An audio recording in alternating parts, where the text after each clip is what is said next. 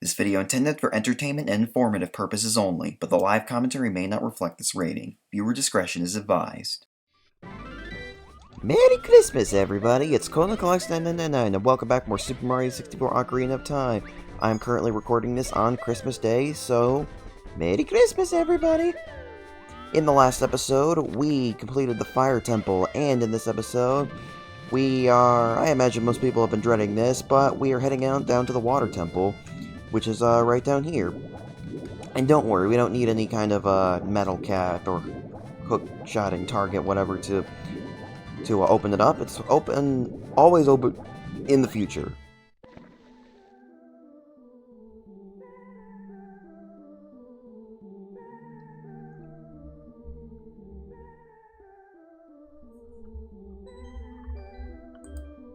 Wanted to give you a second to listen to the music. Sounds about the same as the Water Temple and Crystal Caves in Last Impact, but not totally the same, but either way. I actually, let's see here.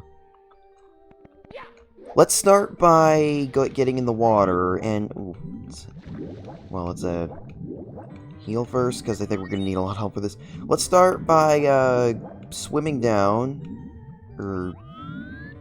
swim down, and go in here, and then continue even deeper.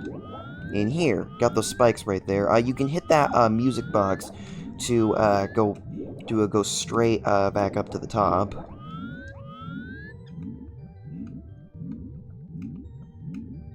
So before we do anything, I think we want to go in here. The life tree actually will be helpful here because okay.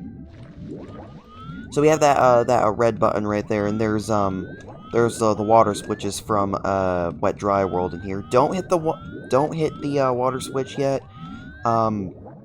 Just hit the red button and go back. Hopefully, the life tree from the ice cavern might be real helpful here because okay, I kind of used that in a panic. Anyways, yeah. So you want to hit the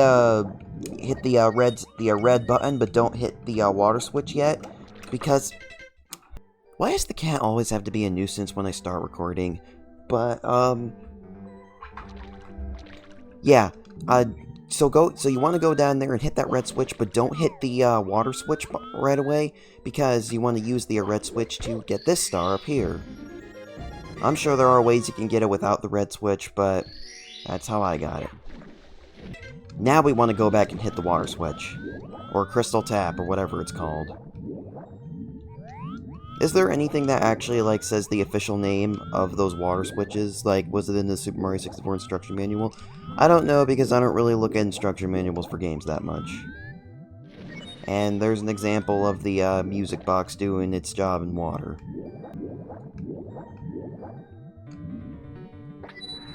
So once you hit this, it's a lot easier than playing Zelda's Lullaby, but, basically, I would maybe wait here until it comes down so you can get your air back, I think. But typically, when the water is at certain levels, there will you won't be those wooden planks will come down, preventing access to certain areas. There we go. I was somehow worried that this was going to be too shallow, or not shallow, or just there wouldn't make an air pocket in there, which begs the question: if you make an air pocket in water, doesn't that technically mean there's no oxygen in it? Because, I guess there's no oxygen in water. Although, I guess anything with gills, like, extracts oxygen from the water. I don't really know how it works. Oh,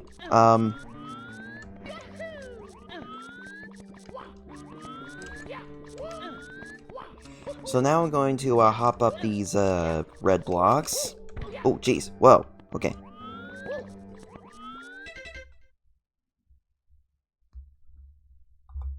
Okay, I'm actually going to save a state right here because this next star is actually kind of annoying. It's another one of those purple switch red coin stars, and one of the reasons it's annoying is obviously because of the camera. But I can't.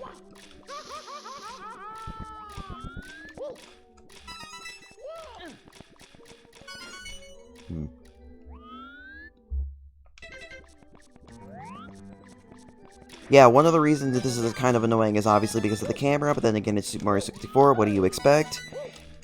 And also, again, even if you fail to collect all the red coins, the Switch doesn't come back.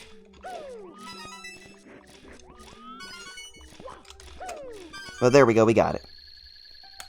And we get 16 additional coins, which is great, because we still need to get up to 2,000 coins.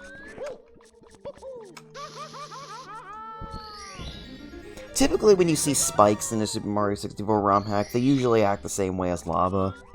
Since in Super Mario Galaxy, spikes acted the same as lava.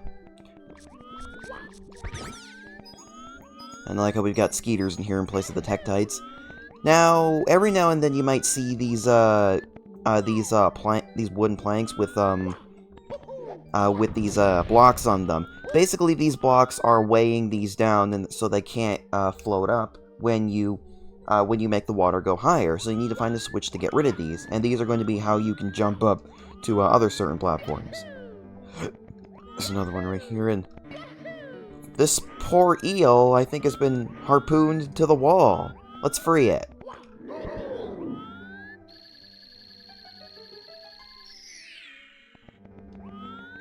Looks a lot more calm.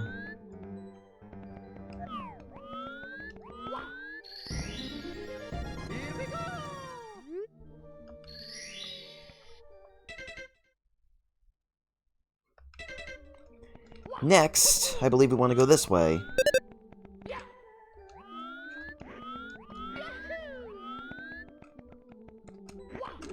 Hop up here, and ooh.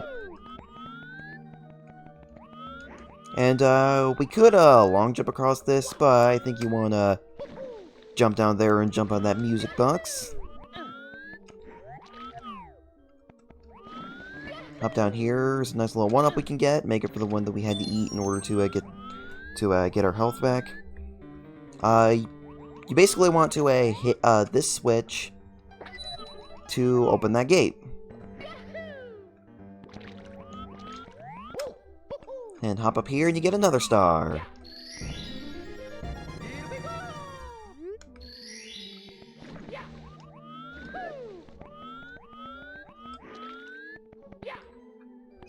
And we've got another one of these out of place looking things for jumping flip switches from Super Mario 3D World or Land, or well, they technically first appeared in Super Mario Galaxy 2.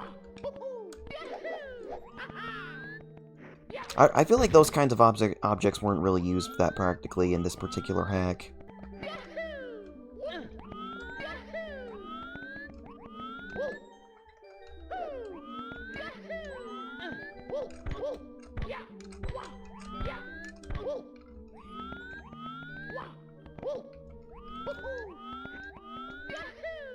Ooh, you know what, actually? What I think I should have done is, when we first got into the water temple, I think I should have gone in here first.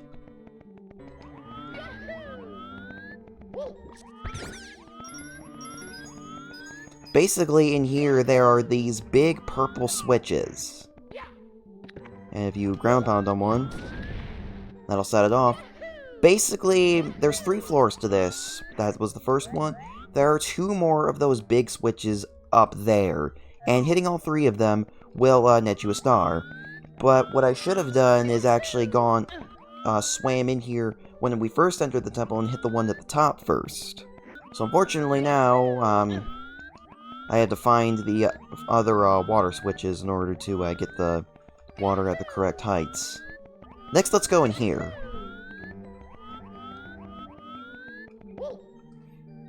And then you can hop here. And, are we even going to be able to get up there?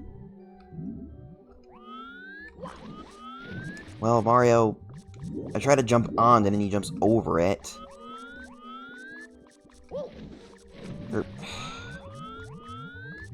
This is more annoying than it should be. Sometimes... There we go.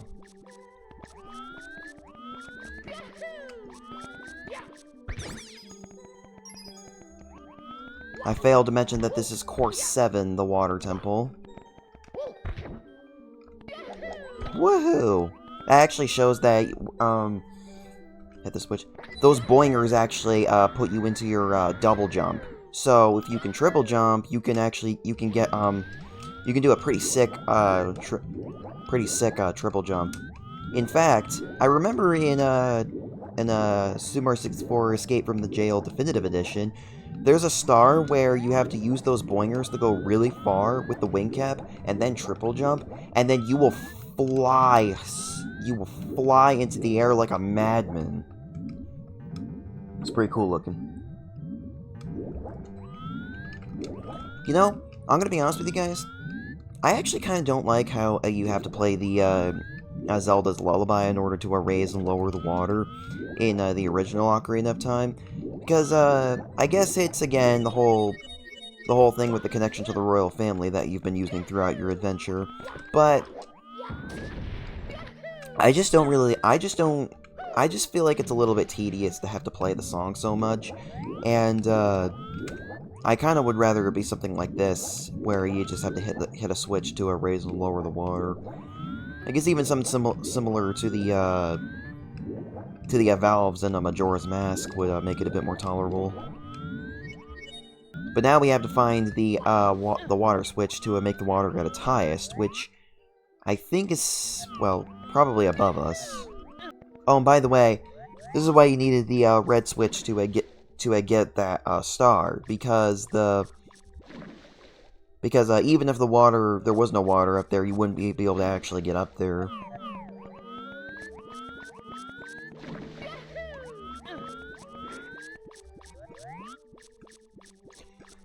See, like, that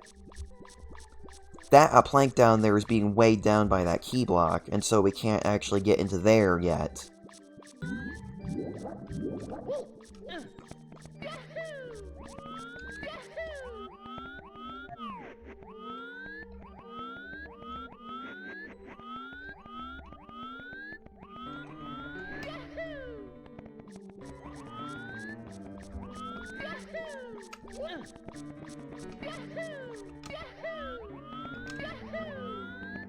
Is it in here you want to go? Well, there's some spikes here, so you wanna... Well, you could just stab your butt up, but, oh, this.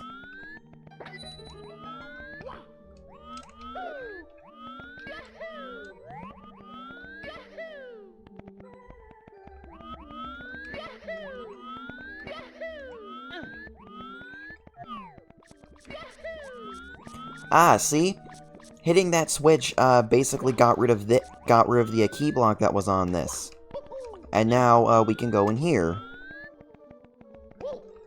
I think this is where the highest water switch is, even though the highest water switch is active by default when you start the temple. If these coins are to be believed, yep, here it is.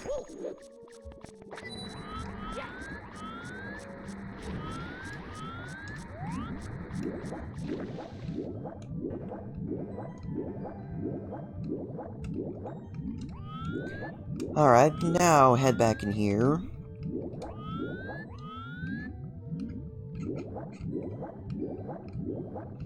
And now we can swim all the way up to the top. And jump up here. And smash this down. And that gets us another star. Had some coins on it.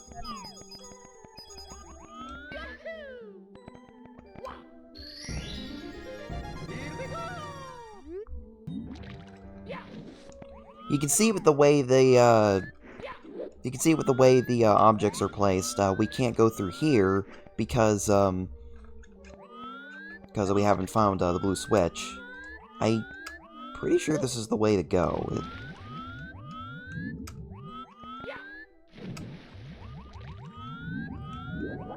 I think you want to go in here next. Oop. Ooh.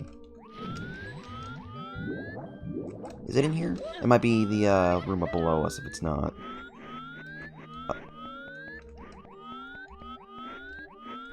Okay, no. Alright, down here.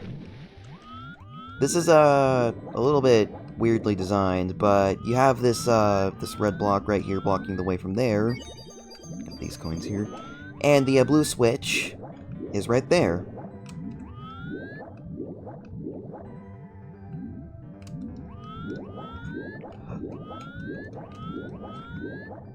Opens that up.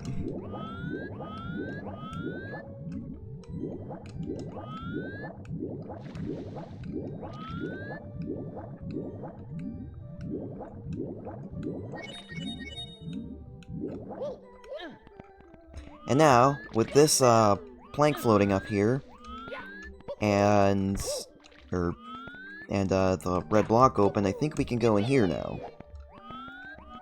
If this is the way we're supposed to go, I think.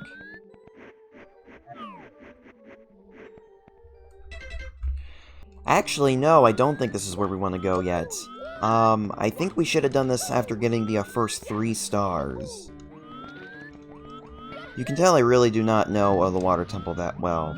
Not in the original or in this ROM hack. First you want to hit this again. Then you want to hit this again. Now I think we want to go this way. I did this a little bit out of order, so sorry for this not being the most concise walkthrough, but there's probably better walkthroughs of this hack out there. There we go. And the reason you wanted to hit the blue switch is because you want the red block solid for this. And I guess I'm gonna eat my words about about these flipping platforms not being used effectively in this particular hack. I'm sure there are ways to get up here without the red blocks, though. But you want to hit that target over there. That'll open that up. And this is something that's a little bit more annoying than it should be. What you want to do is, I think, yeah. You want to hit this. I thought I remembered there being a block to push, but I think that's in the original Ocarina of Time. Then you want to use... Yeah, there you go. Use that side platform to hit that blue button up there to make this blue block solid. And there were probably coins down there, but I don't know if there were. Draw distance. And there you go. That'll make these solid. There's a useless hookshot target right there. Up here where we don't have to watch for rolling rocks. Go down here. Follow the yellow coin arrow. And in here, you've unlocked the metal cap. Press D-pad up anytime to turn into Metal Mario. This will make you invincible, but it drains your magic quickly. So if you press up on the D-pad, you can turn metal. But as it said, it uses magic really fast, and probably even more than the Vanish Cap, which already uses is way too much magic to begin with. And yeah. So the Metal Cap does make you invincible to attacks, as well as make you sink in water. So it still has everything that the Metal Cap has in the base game.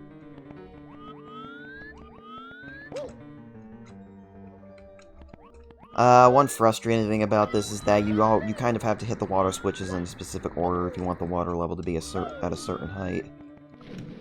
You know, if I'm not mistaken, if you turn metal in water, and then I thought you would inexplicably warp back up to the to at the top.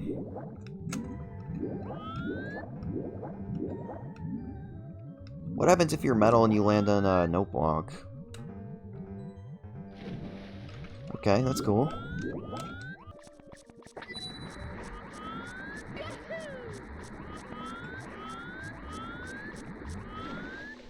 So they made us hit the red switch just to hit the blue switch again. So hard to figure out where to go. Sorry about that, I went to get some dinner. And now we can go through here. So you might remember this room, and if you recall correctly, this room was not filled up with water in the base game of Ocarina of Time. But if we head on down here, this isn't actually a pit. There's stuff down here, and it's good that this is filled up with water because if it wasn't, there would be no way up. So basically, what you want to do is you want to turn metal, hit this switch, and get rid of being metal while I'm in the star animation to get that star, and it'll pop you right back up there.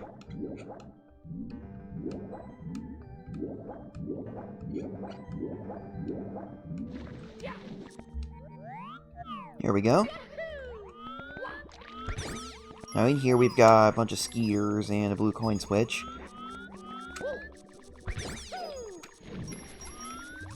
I guess I'll go ahead and beat the skeeters first. Well, actually, I don't really think I need to. Shoot. I can long jump this. I know I can.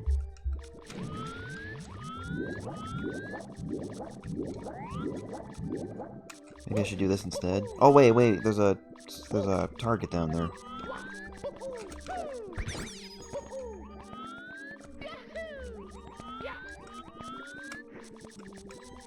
Okay, let's hit that target. And that opens up that gate up there. Let's get some blue coins now. I don't even remember where they appear. All up there. Okay.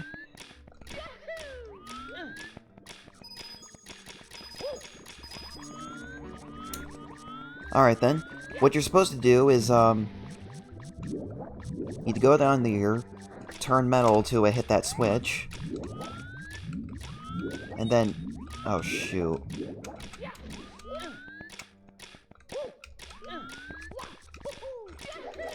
And then you need to use the boxes to get up here. There you go. I thought I wasn't going to make that. Now, hop over here and... that's someone sleeping over there. Almost looks Super Mario 64 creepypasta-esque. If we get closer to it... check it out! It's Shadow Mario! You remember Shadow Mario from Super Mario 64 Last Impact? Well, he's mostly here as just a reflection of a Shadow Dark Link from Ocarina of Time. So one of very few mini bosses in this game. But just like Shadow Mario in Last Impact, all you gotta do is just kick him a few times, and there you go. He's already done.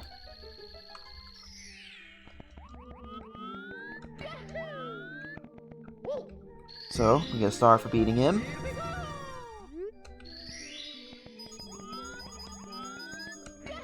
And this door opened up.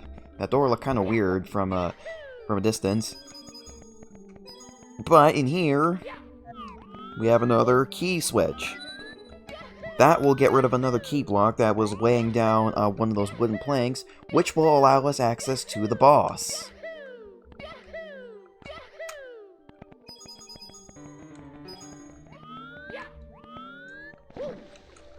Back here in the main room, with the water all the way up, we can now hop onto this wooden plank right here. And in here. Alright, don't worry, there's no blade traps to worry about. And we head in here. Check it out! It's the Manta Ray from Dire Docks. And he does 7 units of damage. Probably the most powerful enemy in any Super Mario 64 ROM hack. So you gotta make sure you have full health if you're gonna get hit by this guy. But really, he's not that hard. All you gotta do is just jump up on top of him and ground pound him. That's it. All you gotta do is just hit him 3 times. So, arguably just as easy, actually, well, not quite as easy as the giant ant from Jabba Jabba's belly, but either way, he is not hard in the slightest. See? Already done.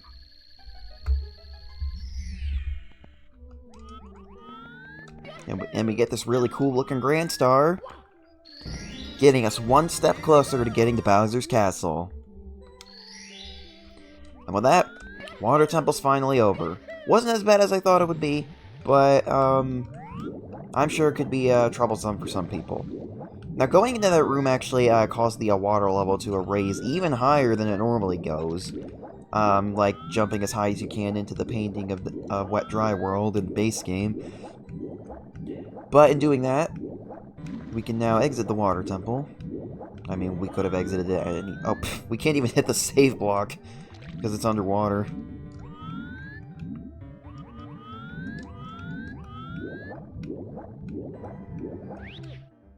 There we go. Water temple's done.